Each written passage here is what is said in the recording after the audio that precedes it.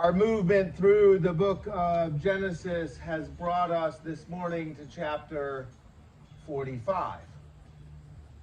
That is a significant sized jump from where we left off last week. Last week we had Joseph at the bottom of a waterless pit. I imagine for a moment that Joseph, when he was thrown into that pit, may have rejoiced at the waterlessness of it. But commentators also pointed out, you stay down there long enough, and then you're going like, at least a little water, just something to drink. And then a rope comes out over the edge of the pit. Woohoo! I'm getting out of here. This is over. Only to discover that he was in the middle of a transaction with traders on their way to Egypt. That he was sold into slavery.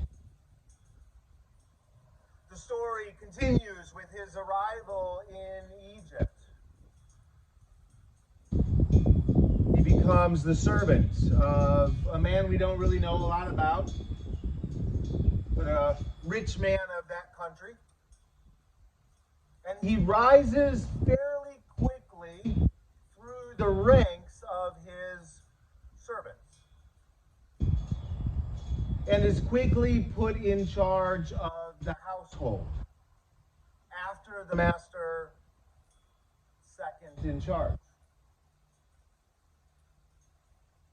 The problem is that he was too good looking.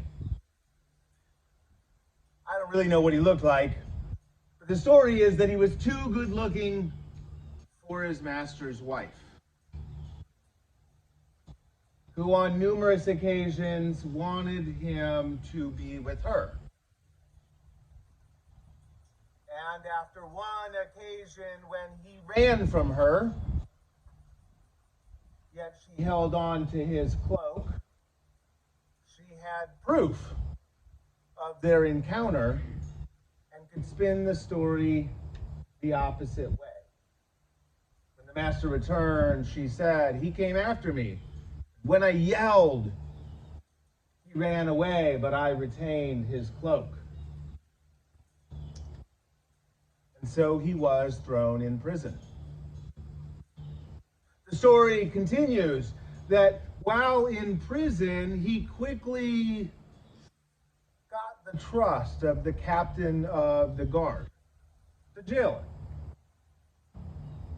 And soon he was placed in a position of running, if you will, the care of the fellow prisoners.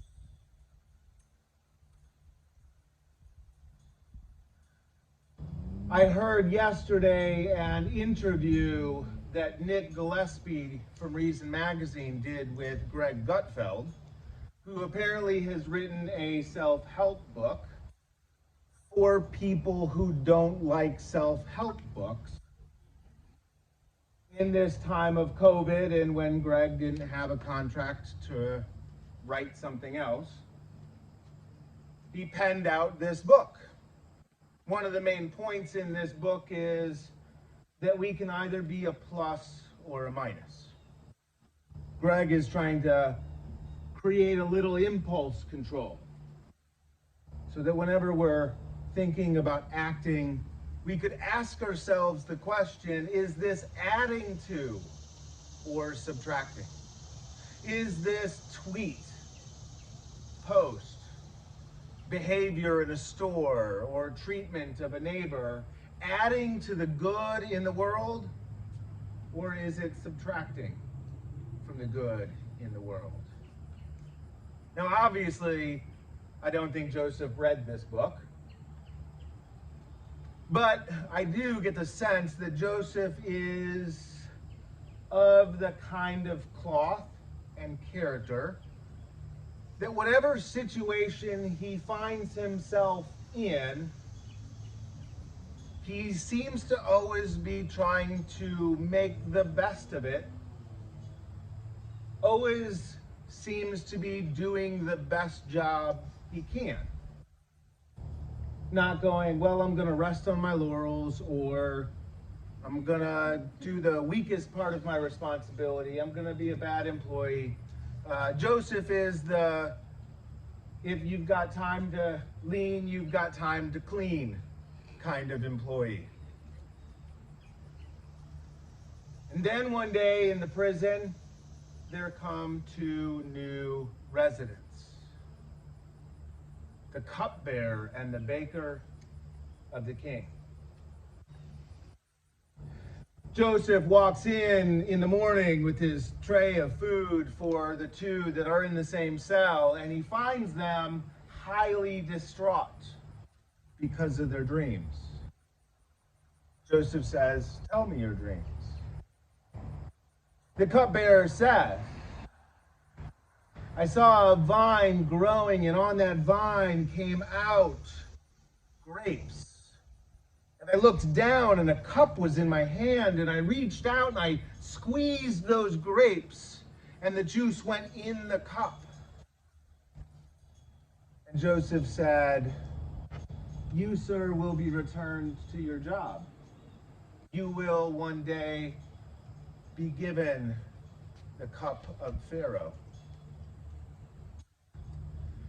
The baker, of course, hearing that the cupbearer has received great news, says, "Well, I'll tell you my dream that worried me as well. I was walking, and I had on my head 3 baskets. And in the topmost basket, it was filled with all kinds of baked goods for Pharaoh. But the problem was, my anxiety comes from the fact that birds kept swooping down and plucking out and eating from the basket, ruining the goods I had baked." Joseph said, "The 3 baskets are 3 days. In 3 days, the Pharaoh will come and lift your head from your body, and the birds will swoop and eat of your corpse." Now Joseph asked the cupbearer to remember that he well interpreted the dreams. And in 3 days, it came to pass. But it also came to pass that the cupbearer did not remember the quality of Joseph's dream work. That is until one day when Pharaoh has a dream. 7 fat, beautiful cows come up from the Nile and eat of the reed grass, but are followed by 7 ugly cows who swallow up the good ones. I imagine he woke up and tossed and turned for a while, and returning to sleep, Pharaoh has another dream, and in this dream a stalk of corn comes up out of the ground. And on that stalk 7 ears form. They're luscious, they're juicy looking. But then 7 other ears of corn start to push their way out from the stalk.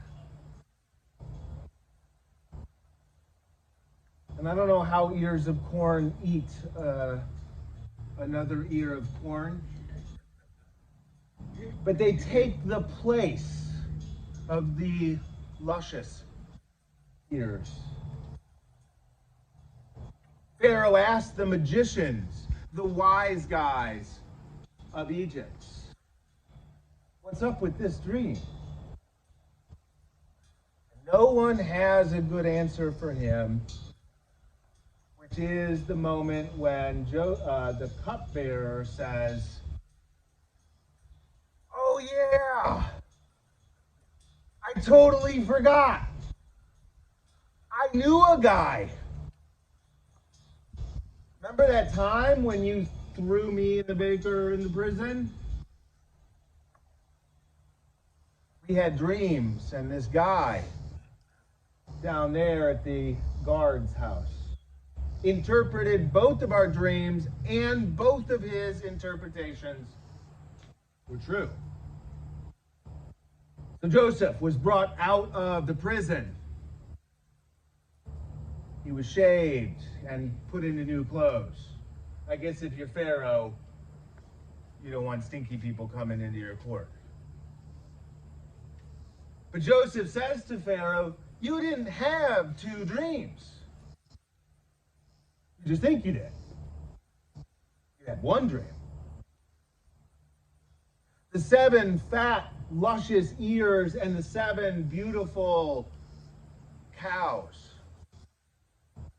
are 7 years of good times. 7 years of bountiful harvests, of abundance. And they will be followed by 7 years of famine, of drought, of blighted crop. And this is the Lord's doing. The Lord put that dream in your head to tell you what the Lord is doing. And the Lord gave to me the interpretation of your dream so that you would know what the Lord is doing. I also have a recommendation for you. Find a good guy. Find someone who's clever, smart, hardworking, and have him take a fifth, let's say, of every good, abundant year's crop and store it for the future, for the 7 years that follow. And lo and behold, Joseph himself is picked for such a position as that. And sure enough, 7 good years come. 7 good years come, they make storehouses and save crop, and then 7 years of drought begin. 2 years into that drought, well, guess what? The drought was not limited to Egypt. And over in Canaan, 2 years into the drought, a little old man we sometimes call Israel and his family were hungry. But they'd heard a rumor that there's grain to be bought in Egypt. And so all of the sons of Benjamin traveled down to Egypt to buy grain. Now, Joseph recognizes them from the outset. However, they do not recognize Joseph. I imagine he is dressed in ways normative to Egyptian culture. Haircut, normal for Egyptian culture. So Joseph asks them about their family back at home and then says, "I think you people are spies. I think you guys came down here to Egypt to spy on us to see what things we might have that would be worth attacking us for. You're representing probably some larger host or army." No, no, no, they say. Joseph says, "Well, maybe not. You might not be.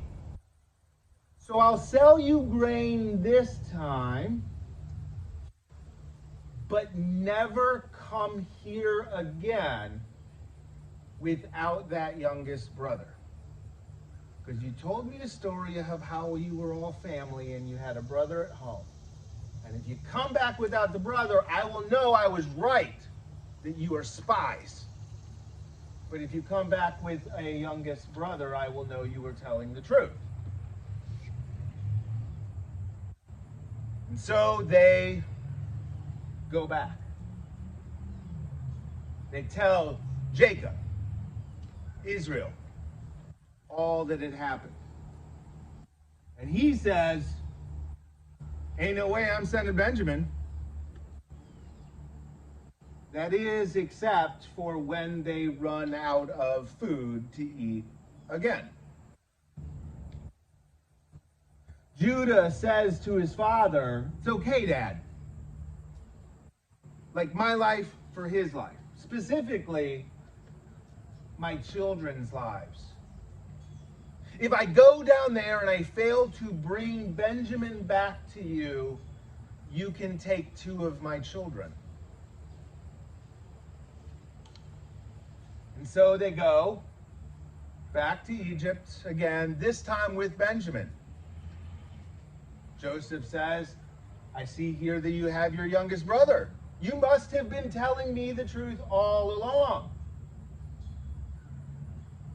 And after the big banquet and on the following morning, they are sent on their way with bags full of grain. However, Joseph's silver cup is in Benjamin's sack of grain. And Joseph tells his servants to chase after them and declare that the silver cup is missing and go looking for which one of them has it. And so the servant does as he is commanded, overtakes the brothers and stops them and says, one of you stole the silver cup. No, we did not. You can totally search us. And search them they did, and find the cup they did in the sack of Benjamin. Benjamin is taken into custody, and the brothers are told that the penalty is death.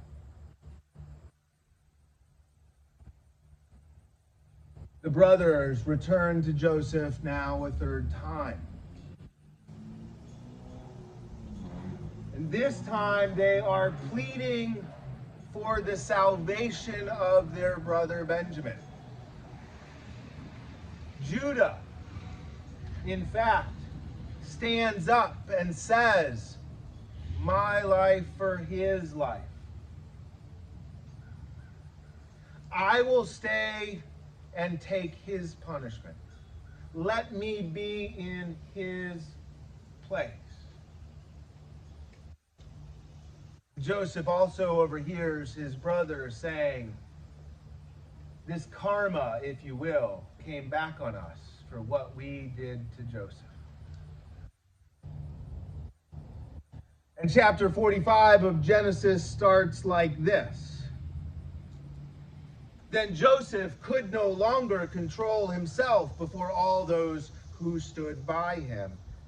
And he cried out, send everyone away from me. So no one stayed with him when Joseph made himself known to his brothers. And he wept so loudly that the Egyptians heard it, and the household of Pharaoh heard it. Joseph said to his brothers, I am Joseph. Is my father still alive? But his brothers could not answer him. So dismayed were they at his presence. Then Joseph said to his brothers, come closer to me. And they came closer. He said, I am your brother Joseph, whom you sold into Egypt. And now do not be distressed or angry with yourselves because you sold me here. For God sent me before you to preserve life. For the famine has been in the land these 2 years, and there are 5 more years, in which there will be neither plowing nor harvest. God sent me before you to preserve for you a remnant on earth, and to keep alive for you many survivors. So it was not you who sent me here, but God. He has made me a father to Pharaoh, and Lord of all his house, and ruler over all the land of Egypt. Hurry and go up to my father and say to him, thus says your son, Joseph, come down to me, do not delay. You shall settle in the land of Goshen, and you shall be near me, you and your children and your children's children, as well as your flocks, your herds, and all that you have. I will provide for you there, since there are 5 more years of famine to come, so that you and your household and all that you have will not come to poverty. And now your eyes and the eyes of my brother Benjamin see that it is my own mouth that speaks to you. You must tell my father how greatly I am honored in Egypt and all that you have seen. Hurry and bring my father down here. Then he fell upon his brother Benjamin's neck and wept, while Benjamin wept upon his neck. And he kissed all of his brothers and wept upon them. And after that, his brothers talked with him. The word of the Lord.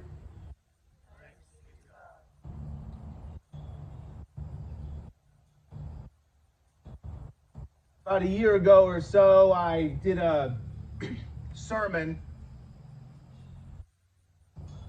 talking about a hockey player, the story of which I had heard on the podcast Radiolab. One of the producers from Radiolab, one of my favorites, Latif Nasser, came out with a Netflix show that dropped on August 2nd. A couple episodes in is an episode called Dust. And the name of the series is called Connected. The overall theme that runs through the various episodes are Latif unpacking the ways in which you and I and everything in the universe are a lot more connected than we might at first imagine. In the episode Dust, Latif drives to the heart of the Saharan desert. He goes to the driest place on earth, he tells us, looking for a fish. And in fact, he finds one. Upon arrival in the depression that was once a great lake. A lake about the size of Germany, teeming with fish and seaweed and algae, now long dried up. And on the floor of this ancient sea, as they step out of their vehicles and walk a couple yards, sure enough, there is the skeletal remains of a catfish. An ancient catfish, fossilized. In fact, all around them, in every direction, there is the remnants of old, broken up, fossilized life. Much of it ground down to super fine powder. And this place that once was teeming with life, that has also gone through great destruction, now has easterly winds that occasionally blow through the basin. And when that wind blows through that area, it lifts up pieces of these old skeletal remains, throw them high, high into the atmosphere. In fact, if you were on the International Space Station and you were to look down at certain times of the year when the wind is blown just right, the amount of dust is visible to the naked eye. It gets picked up into the atmosphere and blown westward out over the ocean. Do you know how many devastating hurricanes hit the United States? Because they are powered by this dust that blows off the Saharan desert? What was your guess? Sort of, but in the opposite direction. The answer is 0. Because when Saharan dust clouds slam into hurricanes, they're hurricane killers. Hurricanes don't survive the dust storm, or certainly are severely weakened by the dust. Latif goes on to tell us that also sometimes this dust that is out over the ocean falls and it lands in the water and is eaten by little microscopic plant life. Some of this plant life, in fact, does photosynthesis, and the byproduct of that photosynthesis is that it takes a carbon atom and releases oxygen back into the water that goes up to the surface. And somewhere possibly around 50% of the oxygen we breathe comes from plant life not on the earth, but in the ocean. And a good chunk of ocean plant life grows because it feeds on the dust of the old lake in North Africa. Sometimes the winds blow even further, and the dust lands on the eastern shore of South America. Did you know that the soil in the rainforest is bad soil? That it roughly rains so much there that it is incapable of holding on to nutrients, particularly phosphorus. But around 20,000 tons of dust a year land on the Amazon forest, blown across the ocean, coming from the old lake in North Africa. Now, while we could point out some good things that also happen from this lake, Latif also points out some negative consequences. Sometimes that dust lands near Florida, and its high iron content makes some plant life go a little too aggressive. We call that a red tide.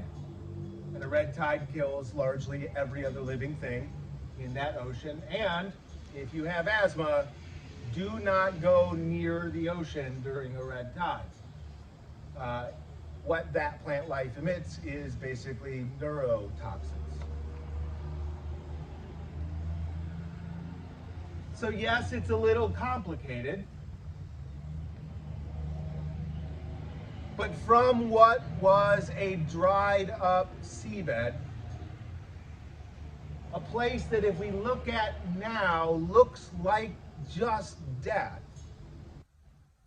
comes the world over to be life and life and life. And our story today is about another speck of dust. Another speck of dust we call Joseph. An Adamah named Joseph, who finds himself over and over again in situations that if I were to find myself in, I would probably see desert and Dead Sea. And yet Joseph finds in them opportunities to do the best job he can, to work for the good of whomever is in his midst. And I don't know that I buy that a person can really excel at that if their gas isn't the presence of God. And when he encounters again the individuals who sold him into that situation, his movement is eventually, after some trickery and some game playing, to forgiveness and to proclaiming that I am here for a purpose. You played a role, but it's not your fault. You played a role, but you were not the script writer. You may have played a role, but you weren't the master of what got me to this position, so that I may save our entire extended family. God and God alone is capable of being that in charge, of directing the winds and causing the dust to land in places that burst forth life.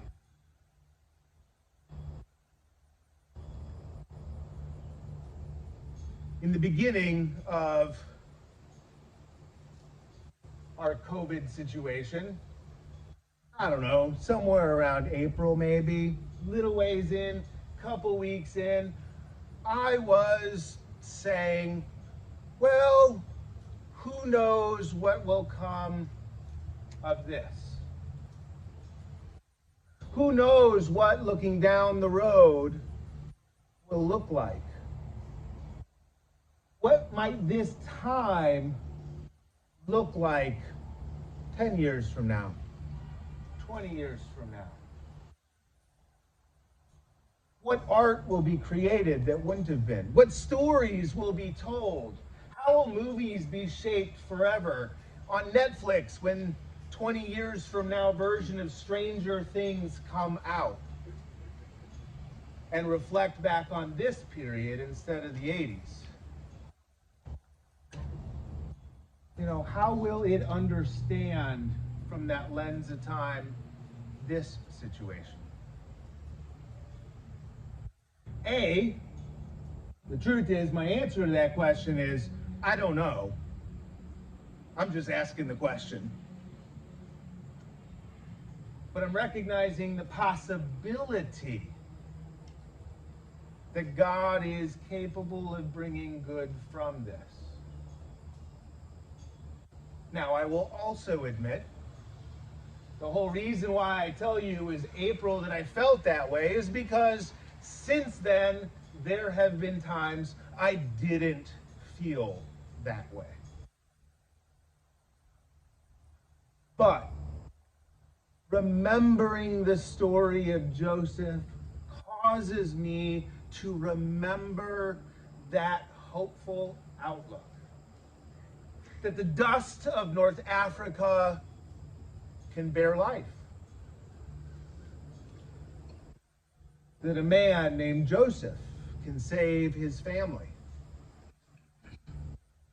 And that it might just be God who's in control of it all. Amen.